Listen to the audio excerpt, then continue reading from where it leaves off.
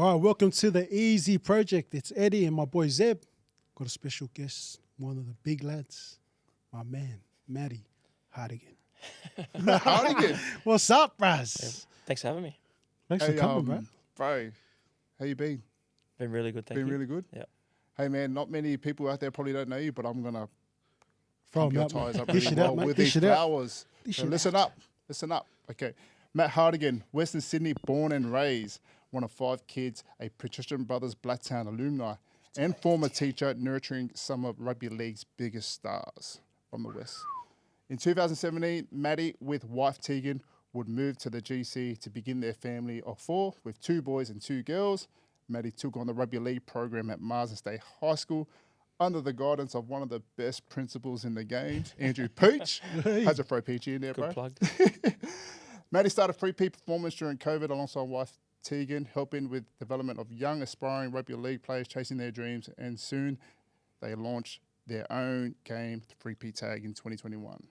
Just freshly finishing his tenure at Marsden State High School, Matty has taken on the role of Head of Pathways Academies at the REDCLIFFE Dolphins. Up the fins, let's go. To add to that, Matty is also Fiji Bati assistant coach. Is that right? Let's go. And we cannot forget, Matty is one of the GOATs of OzTag, representing Australia for the last 7 years. Welcome to the Easy Project, Matt Hartigan. Let's grow. Bah. If you didn't know him, you know him now. Let's go, man. Love the intro, man. Appreciate Like that. It's awesome. That's good, eh? Hey, man, I just want to give you another compliment.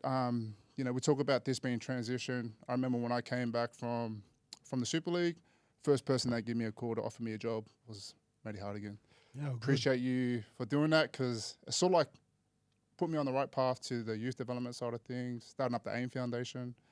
Learned a lot at Marsden State High School, especially with yourself being there. We had a pretty good crew there, eh? There's Great a lot of good people there. And Andrew Peach, shout out to him, had to give him a plug in the flowers. What's Peachy up to now? So he's CEO of the Fogs now. Yeah. But I guess I'm glad you gave him a plug, because I remember that he was a key driver of allowing me to do, essentially what I wanted to do, and he trusted me. So I know that you were one of many that we brought in to change the culture. Darren Nichols, Isaac Luke, just to name a couple more. So I think we're really lucky that we had a leader who saw that bringing in Western Sydney's finest. That was great. That was crazy when we goes, hey man, we should start up our own staff team and take on these other schools, man. See who's got the best teams. We're like, guys, who does PBC have? Who does Mabel have? Who does Ipswich have? To talk, man, we could have fielded in that team. That was good, man. Nah, that's awesome, man. What else has been happening, man?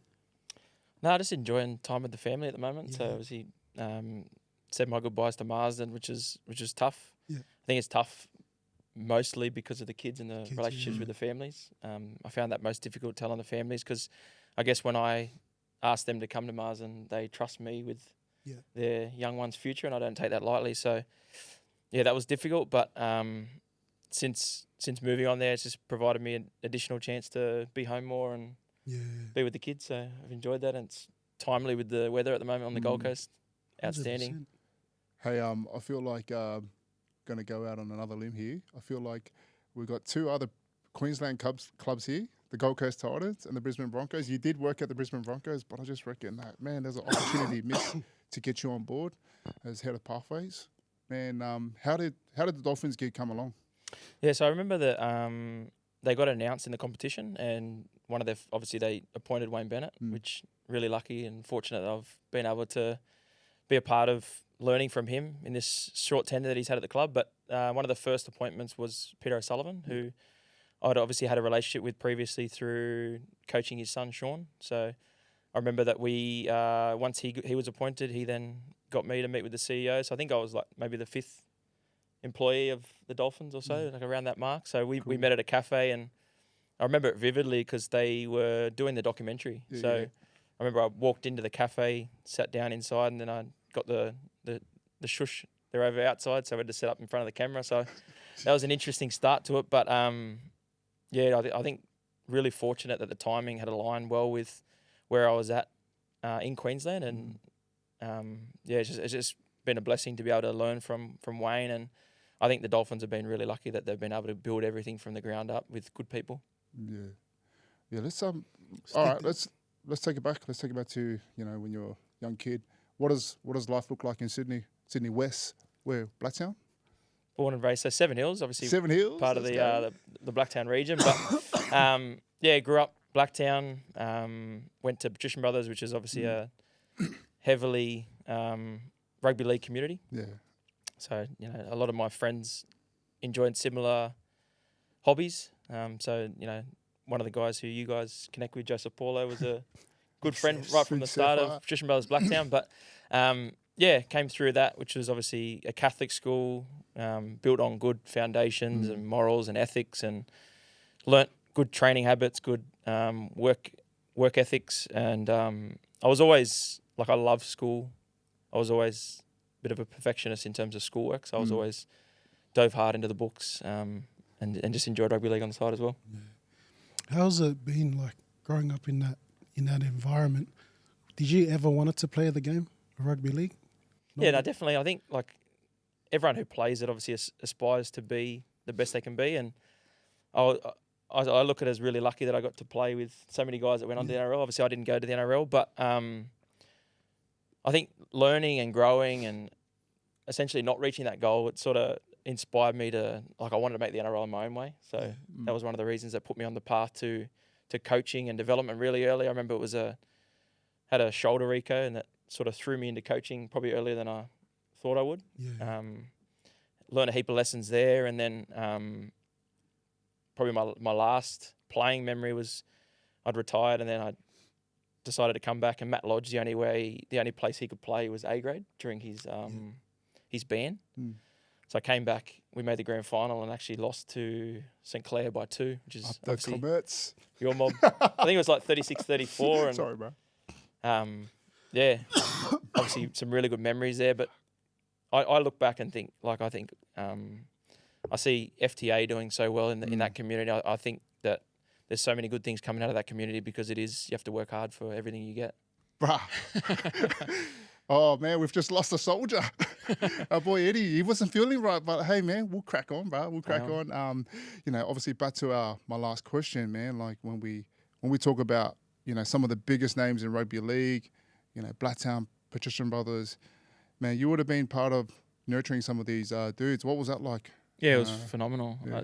I think we look across the NRL at the moment. There's so many Patrician Brothers stars, and I think probably when I first went there, I probably took it for granted how many have come through that system. And I think alongside Penrith Panthers, I think one of our old boys, Benny Hardigan, was always heavily involved in nurturing them from a Penrith point of view, and then we had the school point of view. But your Taylor Mays and your Isaac Tungos and your Bryce Cartwright, Paulie, the list goes on. Dallin Watindi Zalesniak. There's so many in the NRL and across Super League right now that have come through that. That's crazy, nursery. Man. I'm always proud saying, man, Blacktown Paddies, yeah. But I went there. 2002 was my last year. We had guys like Brett Delaney, Ben Rogers. There was myself. We went on and played first grade. John Umali. There was a lot of good players in. But then when you think after that, man, who really paved the way for these young kids coming through? Is it just something that's just embedded in Sydney West at the moment? Yeah, I think there's definitely the Patrician Brothers have got a really good knack of going to get the kids with talent. Yeah. But it's obviously the next step of nurturing that talent and working hard and applying the gym and the field and which takes them to the next level. But a lot of those guys, I look back on even Taylor's brother Terrell, he would be the first to admit his journey had some hurdles along the way, and he wasn't always the best player.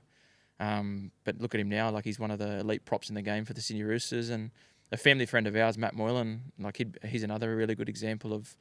I remember that he went into that under-18s carnival unsigned. So there's a real difference between those ones that I guess they're going to make it as a 13, 14-year-old to the ones that go through the journey, the ups and downs, and come out the other side and feature in the NRL.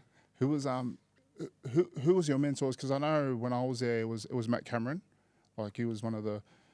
Man, he done so much for me as a schoolboy, and he obviously had the role at Parramatta Eels. But was there anyone that for you? I'd place Camo in that same. He seemed to have a great connect with the school, even though he was, I think he's been at the Eels, the Panthers, the Tigers. Yeah, he was always one to connect back. I was also lucky that Adam my brother was a part of the Paddy's Connect. Yeah, nice. So I worked alongside him and was at the Roosters with him. And then I think through Adam's teachings, we're able to work alongside Brian Smith and Rowan Smith at the Roosters. I feel like we got a lot of our philosophy from being alongside them around junior development and core skills and fundamentals. And then we're able to then go back into in and around that Penrith community, and a lot of the stuff that I guess Ivan Cleary's put in, we were able to then align with what we were doing at Patrician Brothers at that time. Yeah, like man, let's fast forward. Let's fast forward to obviously you finished high school. What sparked up the reason to go into teaching? Yeah, I reckon as I progressed through high school, I had some great mentors like Mr. Bangle, Robert Bangle, who was just a phenomenal human, like one of those people who you come across where just so much good in him. I think being around him and then some other really good mentors, I think like obviously the chance to be able to teach and put it alongside sport was enticing. Yeah. So I went off and did my study, and I just knew that helping people and making people better was something that I really wanted to do. That's awesome. So like, how'd you end up? So what is it? How does it work like with school? Like if you go to a school, and you go and do your teaching degree, does that give you first dibs of going back to that school and teaching? No, so I remember like now it's very different. Like there's a teacher shortage right now. So when I was first coming out, like the positions were hotly contested. Yeah. So I originally went to St. Leo's out of Prac and was going to start to work there. Yeah. And then when they offered me a job, I then went to Paddy's and said, hey, this has come up. And then they said, okay, we'll find something. Yeah. And I learned a great lesson. Then it was like, I remember the principal got me in at the time and he said, like, what do you teach? And I said, PE. He's like, no, you don't. You teach kids. Yeah. And then he gave me commerce, religion, history, English, maths. So obviously it was a really good way of recognising that, like, essentially I was PE trained, but I'm a teacher of kids, so I can teach anything. Yeah. And I think that being able to go in there the first year and have to learn, like I had to learn commerce to teach it. So the kids were asking me some doozy questions and I had to like make sure I was doing my homework. Yeah. And I think that was the perfect grounding to then move into. And I obviously in the years to come would go on to teach, PE and coach rugby league at the school. So like, did you still have the ambition to go on and try and do things within rugby league, but also be a teacher at the same time? So when did that like sort of like that dream of like, not going on and pursuing the rugby league stop for you? I think it was pretty early on. Like I was self-aware of where I was at, and I was able to go, all right, I'm going to do my coaching course. And I remember I took like an under 9s team before I was, 16, 17. Yeah. And then I would, as I said, I was really lucky that went and did an assistant at the Sydney Roosters and we won the SG Ball with my brother. Yeah, nice. So we had the likes of Jacob Miller, Chase Blair, Tai Tuivasa in our team. Like it was a crazy year where we finished 8th and come through and we won the comp. But at the point where I was aware that coaching was a passion, I think what I'd always encourage teachers is that going into a teaching career also offers you time because you've got school holidays. Yep. And it allows you to finish, when you're finishing every day and you're able to then go off and essentially coach as well. And I remember Camo actually got me a start doing like the Cubs. So I was doing like 14s and 15s development coaching for the Panthers, like very early on alongside my uni. Yeah. And I think that's why I always, when I talk to current NRL players, like I think teaching is a great career because it offers so many different paths if they do want to go down that particular route. Yeah, I know. Like I remember we always had these chats at Marsden. Mate, why don't you go do a teaching degree? Why don't you go do that? Because, man, I don't know if I want to spend 4 years at a uni. But I guess it's part of the process, like a lot of our, our players that transition, some of them have already done 2 or 3 years of teaching degree and then they just fall into that. And it's such a good lifestyle, When I got that gig at Marsden, I can remember just having like 12 weeks off of the year and getting to spend it with the family and doing things in the holidays to try and earn more money. I remember that's the first thing that you said to me, that like you could come, because like I was raw in my transition and coming back from the Super League and like, still trying to find my feet. You told me to come in, have the meeting, man. I just walked in. Like, I can remember it being so hot, but what I walked into was like, man, this mad facility. I just go, wow, is this what school kids get these days? They get the mad, like, center of excellence and man, it got renovated even more. Like they added like another 2 more basketball courts on it up at Marsden. But I just felt, for me, like then looking at that, I guess, yeah, man, I feel like I want to have a crack here and you know, giving back to some of the young kids at Marsden. Like that's the feeling that like you get. I'd say when you're a teacher, you know, you get that feeling of going in and, you know, helping kids grow and that. Did it ever? I know you've done your time at Marsden. Are you going to miss it? Yeah, definitely. I think I'll miss the kids and the connections and the coaching, taking them through that journey. But I think I'm in a really fortunate position where I can also have that influence at the Dolphins and also across my businesses. 100%, because you've got your kids as well at the same time, and you want to, like, I feel as though like you're so busy, you're so motivated, you're consistent with what you do and your discipline as well. Like that takes time and effort, you know. Like, how do you manage that with the kids? I think obviously family first on everything. So always put the family first, and I stand by that, like in everything we do. So obviously organisation and planning is critical. Just making sure that our weeks are planned. Yeah. So there's nothing off the cuff. Getting up early in the mornings to maximise time. So I'm always up early, and I think my mum and dad would attest. Like I've always been an early riser. Yeah. So I'm able to get work done in the morning, and then in the afternoons offers another, you know, challenge or opportunity. So I guess the challenge is working in with, you know, like my son does jiu-jitsu and my wife plays for the Crumman Eagles. So it's just working in and around that. But other than that, though, like I guess I'm at a really, you know, comfortable spot where I don't necessarily like to go out all that much. Everything that we do going out is family-based. So I'm able to then maximise my time with family. I want to touch on the wifey as well, because I just know that she plays a really big part in the success behind, you know, 3P. Yeah. What is it like being in business with your wife? No, it's awesome, and I think her energy and her enthusiasm is infectious as well. And I think we've got a really good balance of what we're able to bring to the business. Like she'd be the first to admit that some of my ways of going about it are an ick for her, but I think we complement each other really well. So her strengths are in the back end, the processes, but also her characteristics and her approach to life like helps. Like as busy as I am, she's always able to complement it, and it does take a special person. I think you'd be the same to admit with your wife around rugby league, because it is weekends and going out and going to get the players from my point of view, and for you being in that week-to-week grind of NRL. Yeah. But yeah, she's just phenomenal at what she does.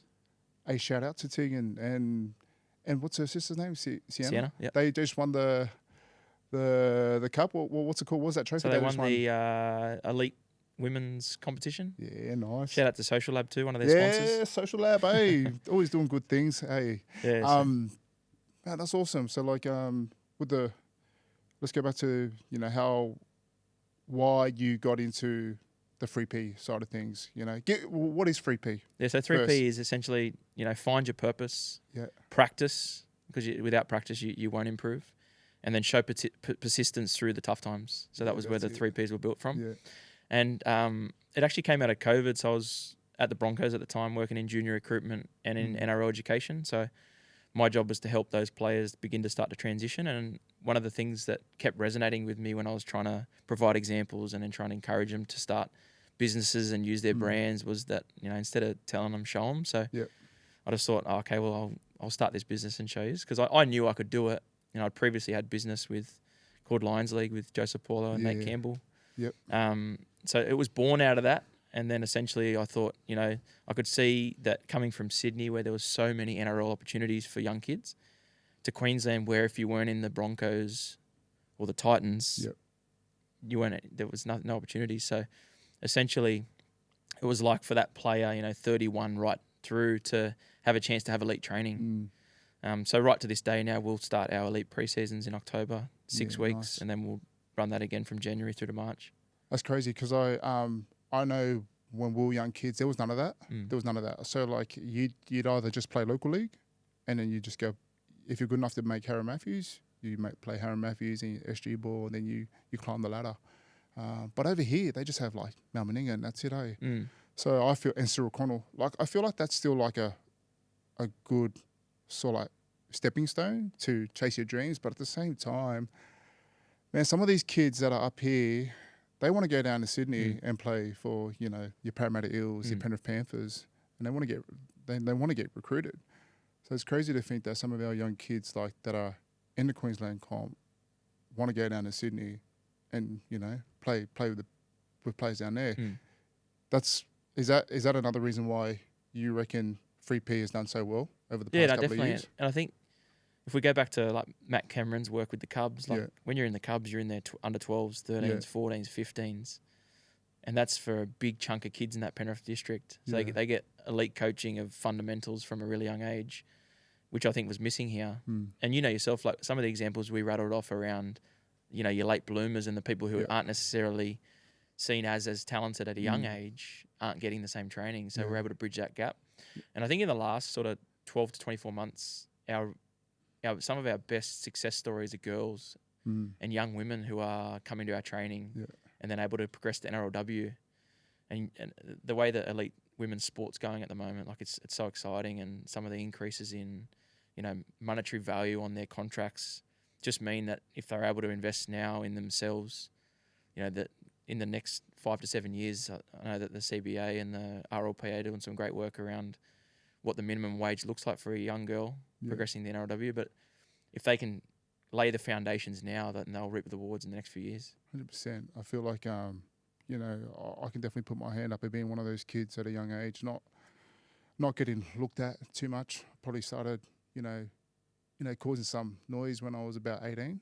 But like, I always wanted to play in the NRL, like all of us do. And but it's I feel so like 3P is definitely one of the elite, you know, stepping stones to like, you know, try and build up your skills and development and that.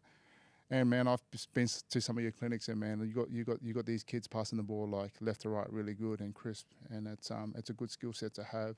But like let's jump forward a bit. Like, you know, you love your OzTag.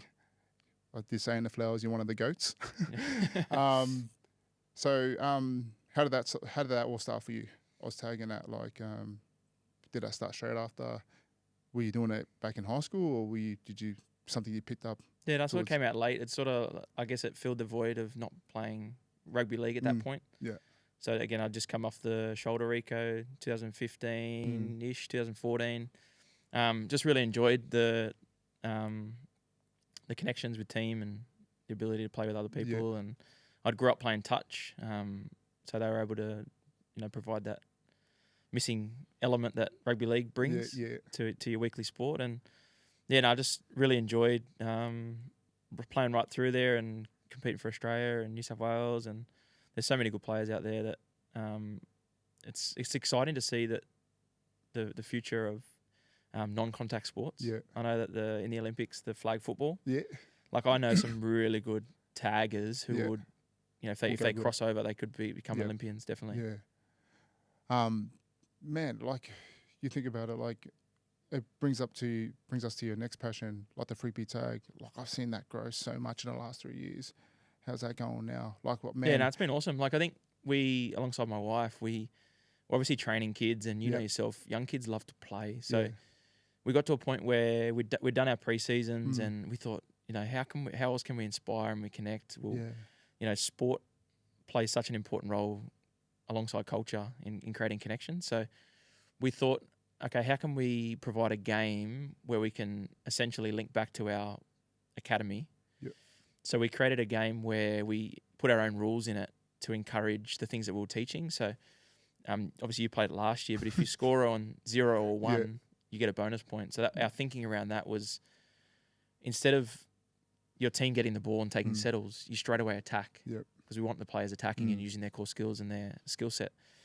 And then we included, you know, all variants of different kicks. We want the kids kicking. Then we thought, okay, how can we create space? Well, let's, you know, provide like they do in sevens, a 3-man scrum. Yep.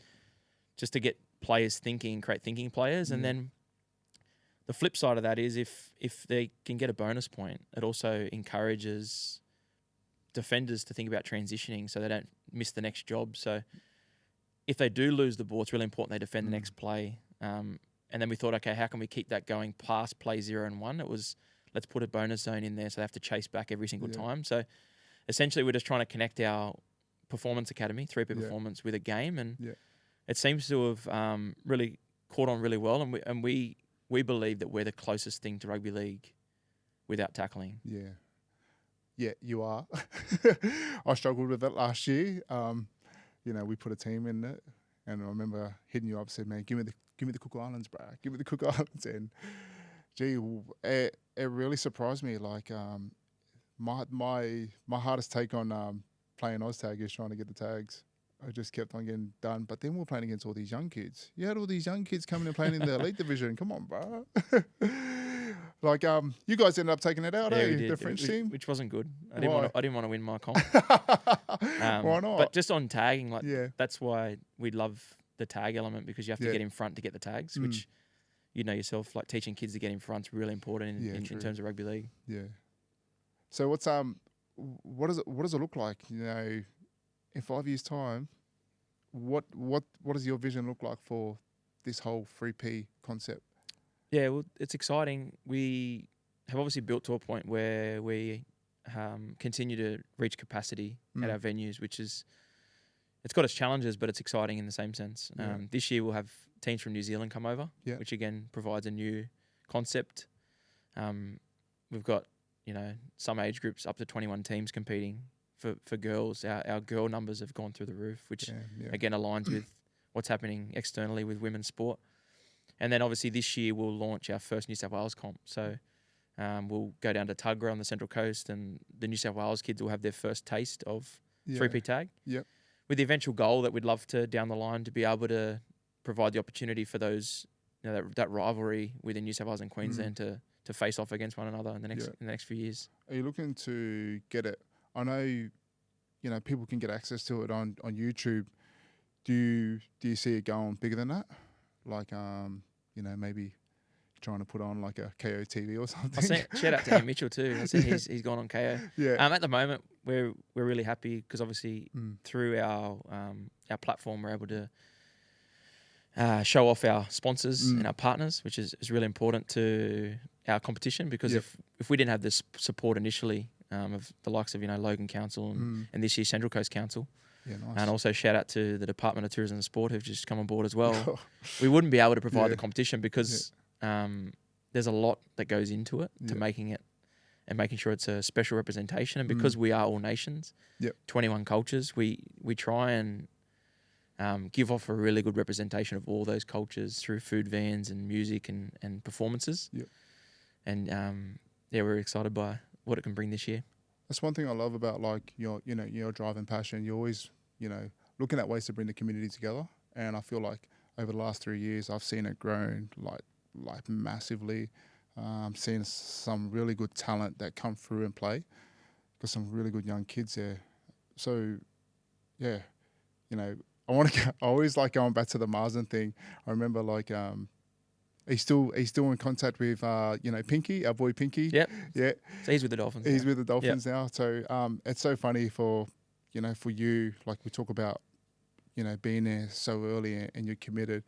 I remember you used to come and walk past your office, come in and just see you it looked like a professional environment. Like you had like the sessions all planned out for the open boys and all that. So, man, I know you're in pathways. I know you're head of pathways at REDCLIFFE Dolphins, but does the drive and passion for coaching, is it still there? Yeah, no, definitely. And I think last year being able to coach at the Pacific Championships for Fiji was that was awesome because I got to work with, your Micah Sivos, Miko Ravalava, Tito, Sania Taruvas, and that was phenomenal. Like that was a real, I guess it ticked off another goal of working with the real elite players in that competition, and to be able to beat PNG over in PNG was like a significant goal for me. And it was sort of weird how that came around because obviously Teaghan is half Fijian, so it was also a great connect to the family to be able to go over there and to represent Fiji. Man, that's awesome. Like when we look at some of the players that you come, any names from the Marsden setup that may go on to to play some NRLs. I think there's definitely some Yeah, players with the good. potential. Yeah.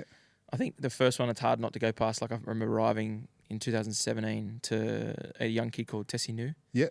Who was, training wise and training work ethics was just ridiculous. Oh man.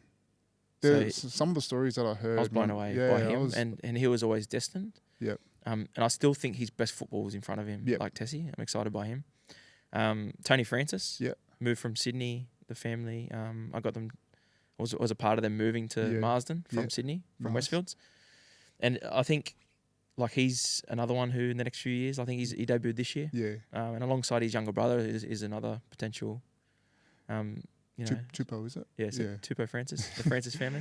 Man, Shout out to them. Funny kids. Yeah, but I think there's a heap of them, and I don't want to name Yeah. too many, because I think that they'll have their own stories to tell and their own Yeah. journeys, but they'll definitely be thriving in the next few years. Yeah, I know. Because I remember towards the back end of my time at Marsden, I got appointed a pretty good role. Yep. It was athlete wellbeing, and I got to look after a couple of Year 12 kids back then. Chris Fagutu, is that how we pronounce Yep. it? Man, what's happened with him in the last couple of years? Is he still on the radar of getting Yes, a I still- debut soon? I still connect with him regularly. He played an NRL trial game. Yep. He's had a couple of little niggling injuries, but he's Yeah. bounced between Jersey Flag, Yeah. New South Wales Cup. He's obviously still training with first grade, Yeah. every day. Mm. But he's on the path. Yeah. I think for him, it's just patience. Mm. Continue to learn his craft. When you look at that West Tigers setup, you'd think that in the next few years he'd be a genuine chance of playing first grade. Yeah.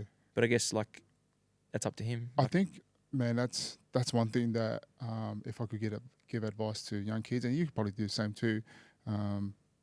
It's hard, eh? It's just a patience, eh? Man, you'll. How did you'll you find being a squad member and not getting picked straight away when you're? I used to hate it. Yeah. It used to drive me mad. Saying why aren't I getting my shot? I come here and do, I put in the effort, I put in the work almost every single day, and then to find out that you're probably not part of the crew just quite yet. Yeah, it hurts, but there's a desire within yourself to just stick at it and just keep going. That's one thing that I can definitely tip onto anyone that's going through that, because you can get to a top 30 and you can be in that top 30 for about 6 years and you won't get a crack, and that's the harsh reality of being a part of the NRL system. It's man, you can either and from my time being a professional athlete within the NRL ranks, I've seen a lot of kids come and go. I've seen a lot of kids come, spend about 3-4 years, so they were so talented, but they never got a crack. And I wondered why. And, I think that was one of them, just not being patient enough. And of course, not working hard enough. You tell a young kid to come, hey, come on, pass a few balls, let's do a couple of tip-ons, let's work on our tackle tech. Some will say yes, some will just walk off and go. And the ones that said yes are usually the ones that make it. Yeah, 100%. I know it sounds cliche, but those are the ones that actually you see thriving in the NRL probably about 4 or 5 years down the track. It's because they're willing to put the effort in. And you probably come across that all the time, So I remember at Marsden, we had a lot of kids there. Hey, a lot of kids there that you couldn't baby everyone, And there's a reason why probably you got guys like myself, Isaac Luke, Darren Nichols in there, to share our experiences with these boys.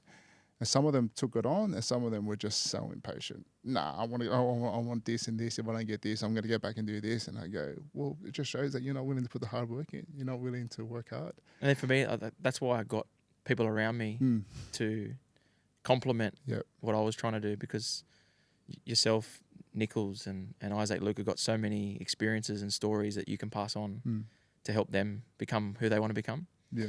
And whenever I think of both my 3P performance, where I'm trying to help that young athlete who isn't in a squad yet, then on the other hand, I've got the kids who are signed. I'm constantly trying to think of, how different experiences and people and how we can teach them the right reaction around hard work and being motivated, and coachability is really important. Learning the game, the IQ, because even look at yourself now, you've how much have you learned in business the last 12 to 24 months? Quite a lot. And I know it's, you know, you probably come across this all the time. Like, I think the one thing that I probably, you know, find is managing, trying to managing your time, trying to have the tough conversations too. You know, like, you probably run a good team of like, you know, trainer coaches for the 3P, thinking who's good for the brand, you know? Do they fit in with the values of what your company is? You know, like, man, one day I'd love to be a successful entrepreneur, but it doesn't happen overnight. It's a lot of hard work and dedication and discipline and consistency, all that. Everything that I learned in a rugby league career is all that. It's like learning how to transfer those skills over into the business world. Yeah. So, like, you know, with yourself, do you consider yourself like some sort of like entrepreneur, or you're just a business owner? No, I don't really think about it too much. Yeah. I just try and just be my best every day. Yeah. Like, that's what I wake up, and I just try and inspire my kids to work hard, because my dad was the same. Like, I felt like he was always had numerous jobs. Like, he was, you know, he'd be working, but he'd be doing DJing. Yeah. Obviously to make more money for our, you know, 5 kids at that time. But I think if I can continue, I think kids are always watching. Yep. Like, particularly your kids, obviously. Yeah. And if I can continue to inspire and work hard, then I think they'll pick up a lot of the same traits. And that's why I, like, throughout that stage of the Broncos, when I went into 3P Performance, you know, my goal was always to show them, because I think they can learn through your actions more than your words. Yeah. And obviously now we've built a really good brand, and we continue to build it. But as you said, it's built around good people and making sure that it's inspiring. Yeah. Oh, well, I feel like it's only the beginning for you. Like, I feel as though it's got potential to go even like bigger than what it is at the moment. I love what you're doing. Like, I love like when everyone hits me up, like, oh, I'm going to sign my kid up to 3P. And it goes, yeah, 100%, go do it. It's worth the investment. You know, you're going to get some of the best coaching there. And, but then, like, what do you say to people that are like trying to start up like clinics and all that around you? It's what's funny, what's your mindset? No, I think since I've been doing it, I think naturally human nature, unfortunately, is tall poppy syndrome. Yep. Particularly in Australia. Yeah, like, hard. So you'd be blown away by the amount of people that text me, hey, so-and-so's starting something. Yeah. You know, hey, they're going to do their own thing. Yeah. Or that's good. Like, that just means more kids are impacted. So I think, like, naturally, I don't know why, but people get, like, there's always that thing in society where it's like people aren't happy to see other people do well. Yeah. And you know yourself, like, it's really unfortunate. But I think as long as, like, you're consistent in supporting and encouraging and you know, there's been similar performance academies hit me up and I've helped them. Yeah. Because again, they're impacting on young kids. In the same sense, like if it's in the same area, it makes it hard to help them. But there's so many good people doing good work, and I've only got so many hours in the day where I can impact. Yeah.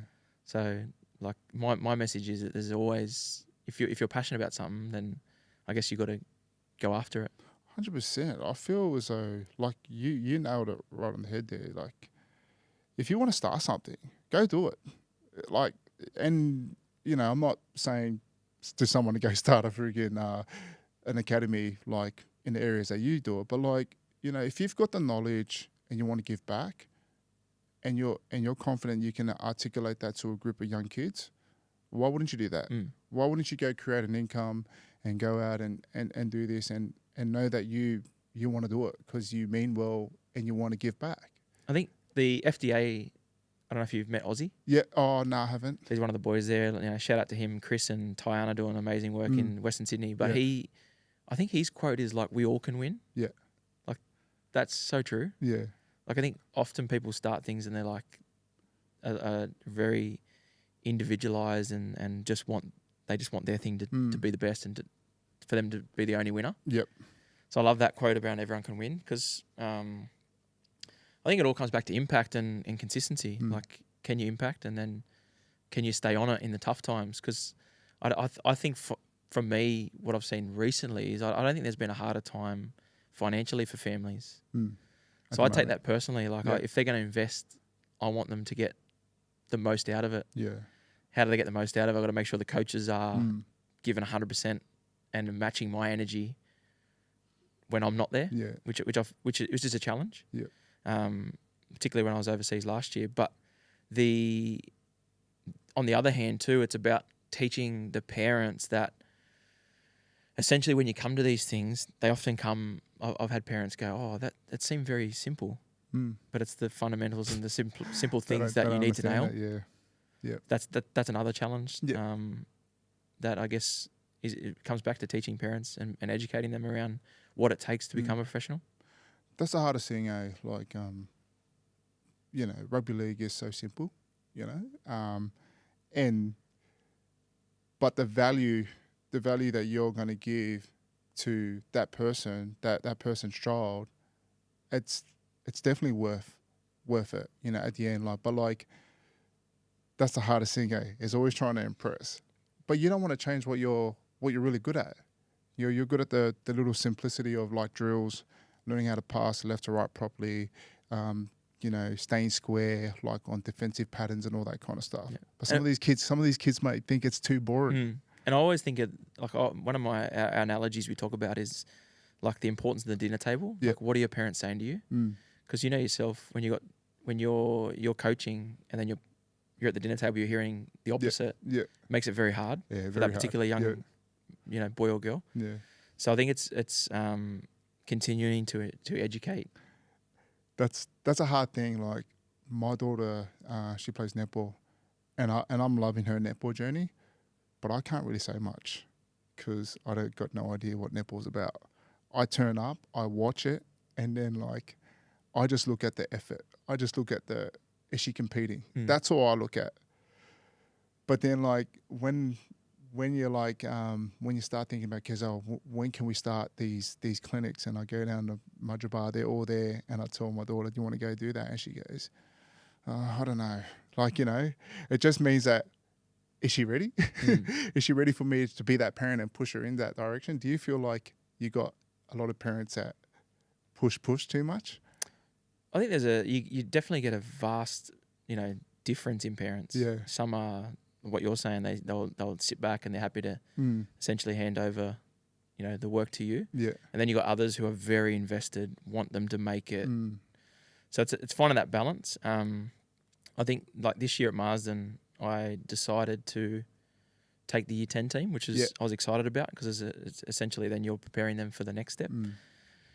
And again, even then, there's different parents you're working with, and you're trying to get the best out of these, young men. And like, we ended up going on such a special journey. But like at the end of it, they were, giving me speeches and there was tears and whatnot. But like, I definitely don't take for granted, and I try and work with the parents because they want the best for their kid, and I want the best as well. Yeah, I take it personally.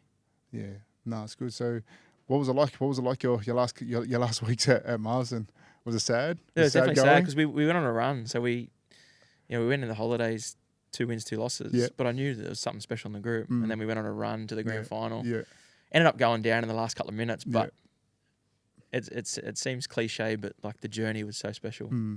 And so many of the journeys that I look back on across Marsden and Patrician Brothers have all been different and special for, to being a part of the national winning team back in 2011, 2012 to being within one play of Chris Fagutu winning the whole thing when he runs it. That was so sad. Michael Roberts runs a length. I know. Shout out Keanu Kinney for hurting my life that year.